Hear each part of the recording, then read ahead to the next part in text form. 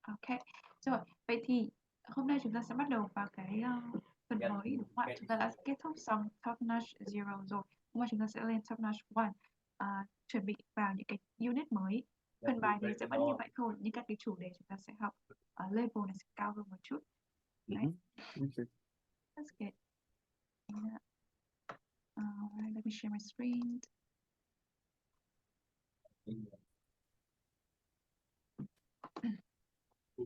Ok, Mr. Duy nhìn thấy màn hình của em không ạ? Yes.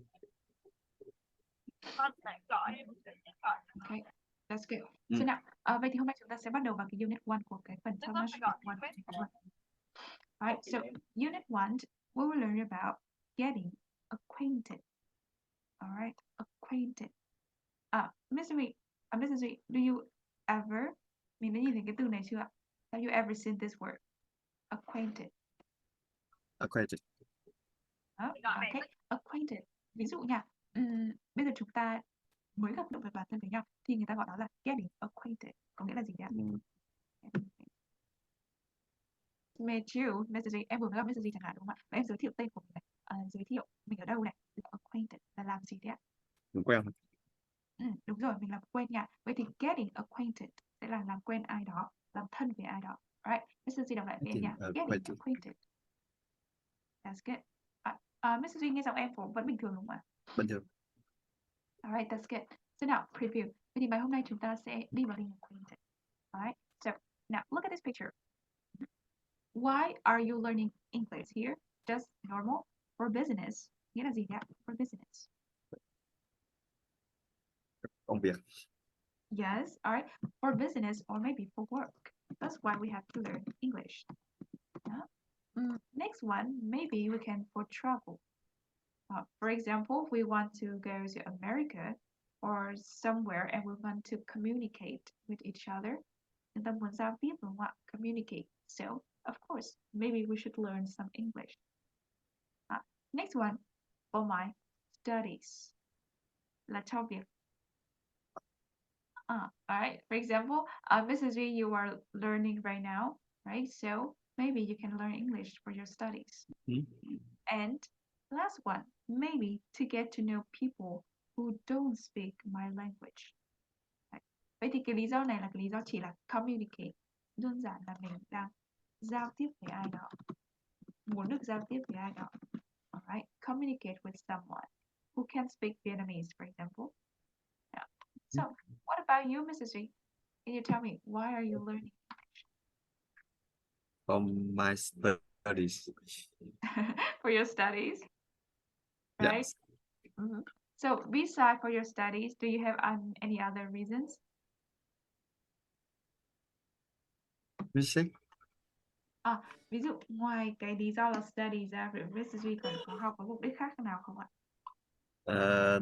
Communicate. To communicate. Yeah. Yeah. So, can you communicate now with your classmate, Mrs. Z?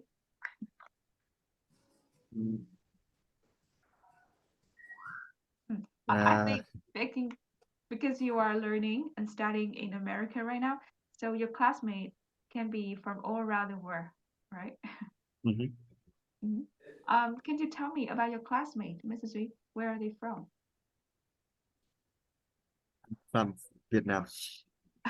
No, your classmate.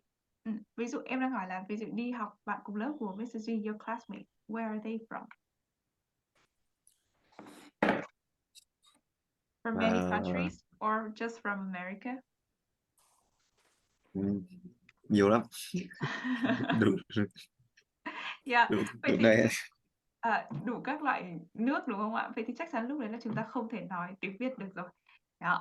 English is the only way for us to communicate, right? Yes. Yeah, that's good. Hello, Miss Nina. Hi, how are you? Hi, Miss Nina. Cái này là unit mấy vậy? Chúng ta đang unit 1, Miss Nina nha. Hôm nay chúng ta đã học sang cái phần mới, giáo trình mới, vì vậy sẽ là bắt đầu từ unit 1 luôn. Em chiếu lại cho Miss Nina một chút, đang học từ unit 1 nha. Okay, getting acquainted, làm quen, và đang học bài đầu tiên thì hôm nay chúng ta mới học về phần review thôi, là làm quen với cái unit này. Getting Cái từ đó đọc sao ta? Ok, cái từ này sẽ là làm quen với Nina nhỉ? Getting acquainted. Acquainted. Là làm quen hả? Đúng ạ. Làm quen, làm thân với ai đó. Kiểu như chúng ta mới gặp nhau ấy ạ.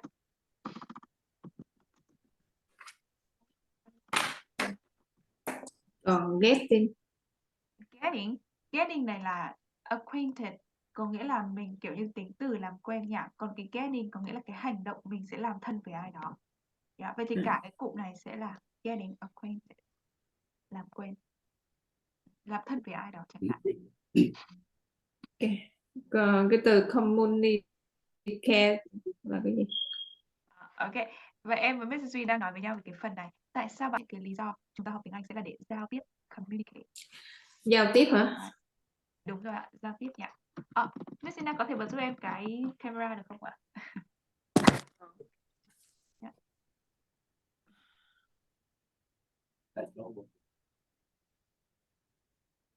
Yeah. Hello Miss Sina. Alright. Rồi, vậy thì chúng ta sẽ có communicate là giao tiếp nhỉ. Tại sao lại phải giao tiếp? To get to know people who don't speak my language. Thì em vừa hỏi Mr. Duy là Mr. Duy học ở đó thì chắc chắn là có rất là nhiều người rồi. Vậy thì Mr. Duy học là để for work, maybe in the future, to communicate with your colleague, với các đồng nghiệp, with your boss, for your studies, and of course to get to know other people. Vậy thì cái từ communicate là giao tiếp này. Get to know có nghĩa là mình làm quen với ai đó. Get to know. Right. Know nghĩa là biết, get to know làm quen. Yeah. All right, thank you, Miss Duy. And Miss Nina, can you tell me why are you learning English? For work. For work. All right. Yeah. What about for travel? Do you think that is good to learn? Yeah. Yeah. All right. Và có một cái lý do hồi xưa mà em học tiếng Anh nha. Thứ nhất là vì hồi xưa mình bắt buộc học tiếng Anh đúng không ạ? When we go to high school, we need to learn English as a subject.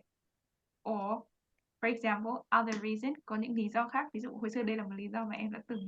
Đấy là em muốn xem phim mà không cần đọc vào phụ đề. I want to watch movie without the subtitles. Đấy. Tại vì có rất là nhiều bộ phim mình muốn xem nhưng mà người ta lại không dịch tiếng Việt. Có thể là bộ phim đấy ít người biết đến đúng không ạ? So maybe other reason like to watch movie without subtitles. Mà không cần đọc phụ đề. Alright. What about you, Mr. Z? Do you have any other reasons? Mình có một lý do nào đó khác mà không phải là để phục vụ công việc hay là lý do học không ạ? Lý do gì cũng được.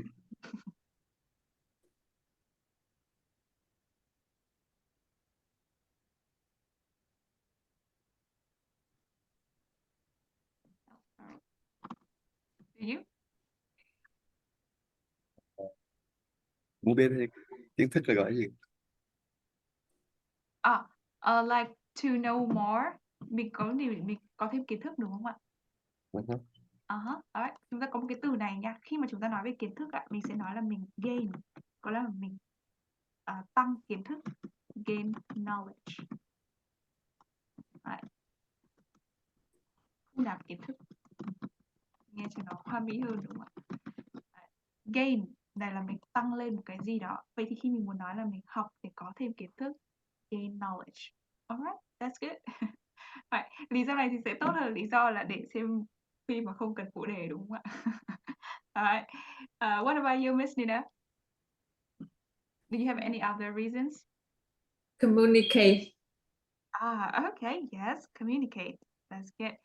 Em nghĩ là một cái lý do mà lớn nhất đấy là mọi người sẽ muốn giao tiếp đúng không ạ? Okay, that's good. Vậy thì chúng ta sẽ thấy là có rất là nhiều lý do khác nhau. Tùy vào cái mục đích của mình học là gì. Và thường thì mục đích của học mình sẽ là gain knowledge, thu nạp kiến thức này, communicate for business, for work, or for studies. Ok, vậy nên Mr. Duy đọc lại với em nha. Gain knowledge. Gain knowledge. Good. All right. And communicate. That's good. All right. Miss Nina, can you say it with me? Gain knowledge. Gain knowledge. Communicate. Communicate. Very good. All right. So communicate, giao tiếp, hoặc ta có thể là to get to know people. Còn cái từ chi mà con mới ghi là coi phim không cần gì đó. Từ đó là Phụ đề đúng không ạ? Yeah. phụ đề hả? Phụ đề, subtitle. Subtitle. Đó. Vậy thì mấy cái mà mình hay xem mà mình thấy kiểu xem trên Netflix hay gì ạ, mà nó sẽ có cái phụ đề nó bắn ở phía dưới. Yeah, thì cái đó gọi là subtitles. Phụ đề.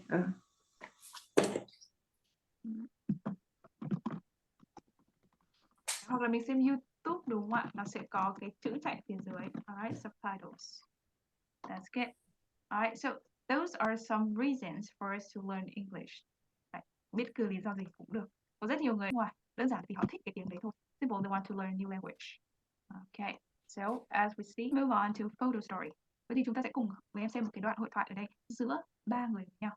Okay, right. Now, can you guess the relationships between them? Chúng ta thử nhìn vào đây và đoán với em nha. Alright, so Miss Nina, what kind of relationships do you think in this picture? Relationship.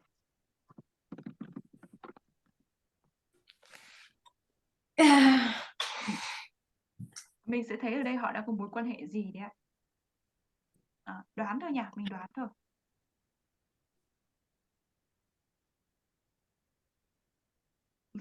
Hình đầu tiên trẻ. Alright, so this is a man, maybe an old man with a younger woman. Right, so maybe Friend. alright, they can be friends. Yeah. Huh? Daughter. Daughter, okay. Maybe she's his daughter. Yeah. Alright, that's good. Yeah. What about you, Mrs. Duy? Can you guess their relationships?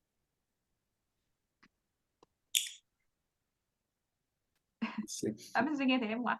Yeah. Yeah, relationships. What did you think? Miss Nat said maybe she's his daughter. Can be. So I think yes, Mrs. Duy. Xem mình đi đã. Kiểu đồng nghiệp đúng không ạ? Yeah. Okay, that's good. Vậy thì mình sẽ thấy là hai người này đứng cùng một phía này. Có vẻ như là hai người này quen nhau trước rồi. They know each other before. But this woman, they are shaking hands. Đang bắt tay, shaking hands. So maybe this is the first time that they meet each other. Right? First time. And next picture, we can see that there is a man appear. Lại có một người đàn ông khác xuất hiện mặc áo trắng. A man in the white shirt. Right? And this woman, she is pointing at this man. Đang chỉ vào người đàn ông đó. Pointing. Vậy thì nếu mà nhìn vào cái ảnh này thì mình sẽ nghĩ là cái ngữ cảnh này họ đang gì đấy ạ? Mrs. Duy. Bà đó giới thiệu. Yeah, Miss Nat. All right. She is introducing this man, the man in white shirt, to the man in the vest. Yeah, that's good. Introducing. And the third picture, Miss Nina. These two men. Lần đầu gặp nhau hả? Yeah, alright, lại shaking hands này, bắt tay này, shake hands. Vậy thì chúng ta thường hay bắt tay khi mà mới gặp nhau đúng không ạ? Shake hands. Okay. Đúng rồi, shake hands. So, the man in white shirt is shaking hands with the man in the vest. Alright, and we can see that maybe this is the first time they met with the woman. Alright. Vậy thì có lẽ như là hai người này có một mối quan hệ gì đó với nhau. Và hai người này cũng thế. Alright. So, I guess maybe they are husband and wife. Alright. Vậy thì bây giờ chúng ta sẽ cùng nghe cách mà họ làm quen giới thiệu với nhau nhé. Let's listen to people getting acquainted.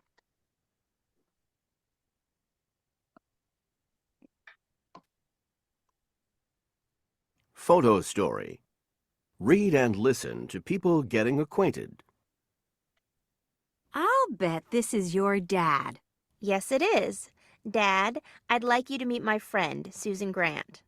It's a pleasure to meet you, Susan. Samuel Pike. Great to meet you too. But please, everyone calls me by my nickname, Susie.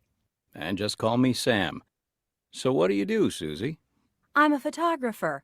Oh, I'm sorry. There's my husband. Ted, over here. Sorry I'm late. Ted, this is Kara's dad. Oh, how nice to meet you, Mr. Pike. Likewise, but please call me Sam.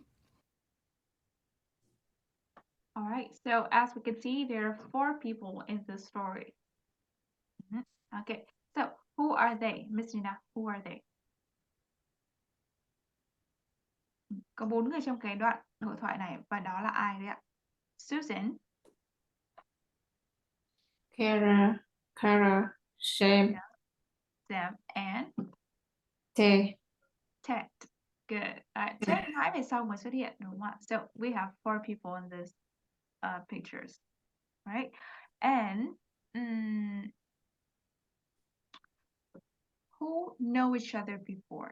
Trong bức ảnh này nha, Miss Nina, who know each other before? Ai đã quen với ai trước rồi ạ?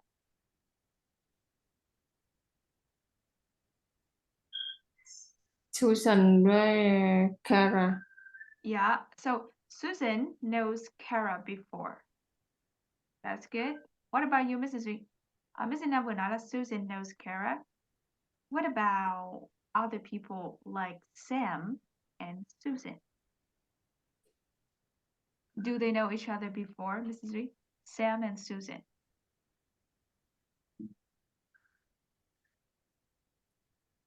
Susan. Does Sam know Susan before?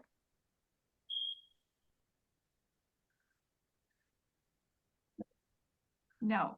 All right. This is the first time Sam meets Susan. First time. Because Sam said, it's a pleasure to meet you. Lần đầu tiên gặp đúng không ạ? Giống như câu nice to meet you. Vì vậy Sam và Susan chưa gặp nhau trước đó. Ok. Vậy thì cái mối quan hệ giữa Kara và Sam là gì ạ? What is the relationship between Kara and Sam? Miss Nina. Sam. Sam Kara friend. Sam and Kara as a friend. No. No. Kara với cái ông đó hả? Yes. Sam is the man. Là cái con của ông dẫn tới giới thiệu cho bà đó thôi. That's good. All right. So Sam and Kara, they are father and daughter. But Susan and Kara, they are friends. Friends. Yeah. Okay. So as we can see, this is Sam. This is Kara. And this woman in the red shirt is Susan. All right. And of course, this man, as we know, he is Ted. All right. So, Mrs. Reed, what is the relationship between Ted and Susan? Vợ chồng. Yes, husband and wife. All right, we can say husband and wife. Vợ chồng đúng không ạ? Husband and wife. All right, that's good. Rồi, vậy thì bây giờ mình vừa mới nghe qua là họ đang nói gì với nhau rồi. So, now, let's practice the conversation. Chúng ta cùng luyện tập cái đoạn hội thoại này nhé. So, Mr. Duy, can you be Sam? And Miss Nina, can you be Susan? Okay, và em sẽ là Kara nha.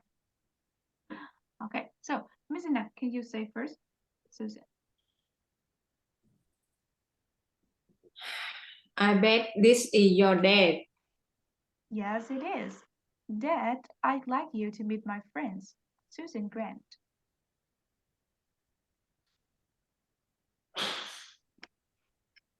Mrs. V, can you say for Sam?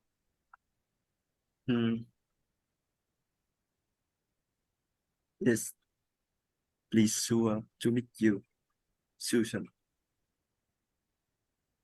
Samuel Pike. Samuel Pike. Yeah, Mrs. Duy, not pleasure. Pleasure. Pleasure. Pleasure. Pleasure.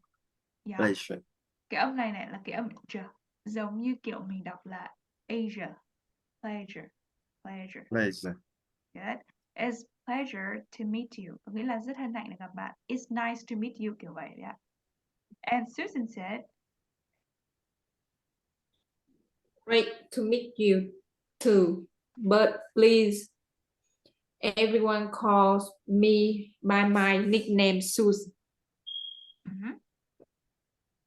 And just call me Sam. So what do you do, Susan? I'm a photographer. Oh, I'm sorry. There's my husband. T over here. Alright, Missy nào. Nhiếp ảnh gia nha. Photographer. Photographer. Cái từ bức ảnh nha, mình hay đọc là photo. Right? Nhưng mà nhiếp ảnh gia thì phải đọc là photographer. Photographer. Chứ mình lại không đọc là photographer. Alright, I will be Ted. I'm sorry, I'm late. Susan said, Tess.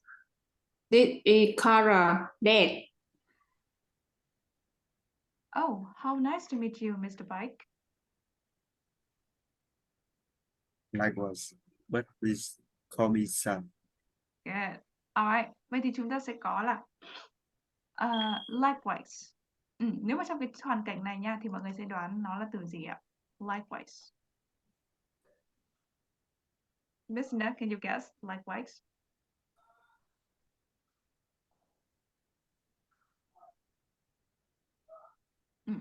Mình nói là oh, how nice to meet you. Hân hạnh được gặp ông Pike. Likewise. Tôi cũng vậy. Cũng vậy. Tức là same. Mình cũng chia sẻ là tôi cũng thế. Likewise. Đấy. But please call me Sam. Câu này giống như kiểu me too. Tôi cũng vậy. Me too. Nhưng mà nó hay hơn. Đấy, me too mình dùng rất là nhiều rồi. Đấy, that's good.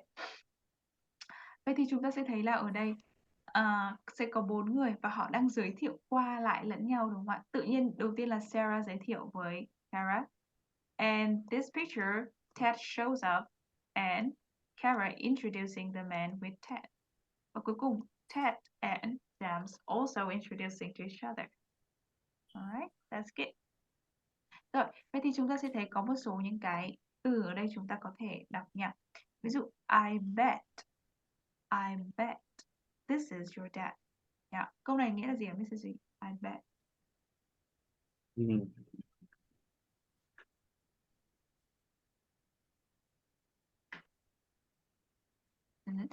Because Susan doesn't know that this man is Kara's father. So she said, I bet. Không biết nhỉ? Không biết đây là bố nên là gì ạ? Đang đoán. Đoán. Yes. Vậy thì cái từ bet ở đây có nghĩa là tôi cá là đây là bố của bạn phải không? Bet là cá. Đúng ạ, bet là cá. Ví dụ như là mình cá cược một cái gì đó. Ví dụ mình chơi ở sòng bạc bet cũng gọi là cá cược. Hay là ví dụ như mình có kèo, giống như là bây giờ ai thua thì phải đi rửa bát chẳng hạn, thì cái đấy cũng gọi là bet, cá cược. Right. I bet is your dad. Cá đây là ú của bạn phải không? Yes, it is. Trả lời lại đúng vậy. I'd like you to meet my friend. Cái từ I'd like. Mình xin có nhớ cụm này không ạ? I'd like. Yeah, I would like. Yes, tôi rất là muốn bạn gặp ai đó. Lịch sự nhỉ? Meet my friend, Susan Grant. Tức là lúc này, Kara đang nói với bố nha. It's pleasure to meet you bằng với it's nice to meet you. Great to meet you. Mình sẽ thay cái từ nice bằng từ great. cũng được nha. Mạnh hơn. Great to meet you. Alright. But please, everyone calls me by name Susie. Nhưng mà làm ơn đúng không ạ? Mọi người đều gọi tôi bằng tên nickname là gì đấy ạ? Là giống như cái tên thân mật là Susie. Vậy thì chúng ta sẽ thấy có cái cụm nha. Everyone calls me by. Mọi người đều gọi tôi là, tức là chúng ta đang giới thiệu một cái tên khác với họ. Sam lúc đấy cũng muốn nói là có thể gọi tôi là như thế này để thân thiện hơn. And just call me Sam. Đây là cái kiểu giao tiếp của họ nha. Everyone calls me. Just call me. Right. What do you do? Hỏi về nghề nghiệp. I'm a photographer. Right. Sau đó giới thiệu take over. Và chúng ta lại thấy khi mà Ted đến thì lại có một kiểu giới thiệu khác. Không phải là I'd like you to meet nữa, mà là this is. Mình chỉ cần nói là this is là mình giới thiệu ai đó. For example, Mr. Duy, this is Miss Nina. Đang giới thiệu Miss Nina với Mr. Duy. How nice to meet you. Giống hệt nice to meet you. But please call me. Vậy thì cái please call me này cũng giống như vậy. Làm ơn hãy gọi tôi là gì đó. Right. That's good. Miss Nina và Mr. Duy ơi, cái Zoom của mình nó sắp hết hạn bởi vì nó sẽ là Zoom cá nhân. Vì vậy là em sẽ để mọi người thoát Zoom ra một lần nữa này. Và sau đó em gửi lại một cái link và mọi người sẽ vào lại lần 2 cho em mọi người nhé. Yeah. Alright, sorry everyone. Xin lỗi mọi người một sự bất tiện này nha. Vì hôm nay cái web của mình bị hỏng. Alright. Em sẽ gửi lại trên Messenger cho mọi người nha.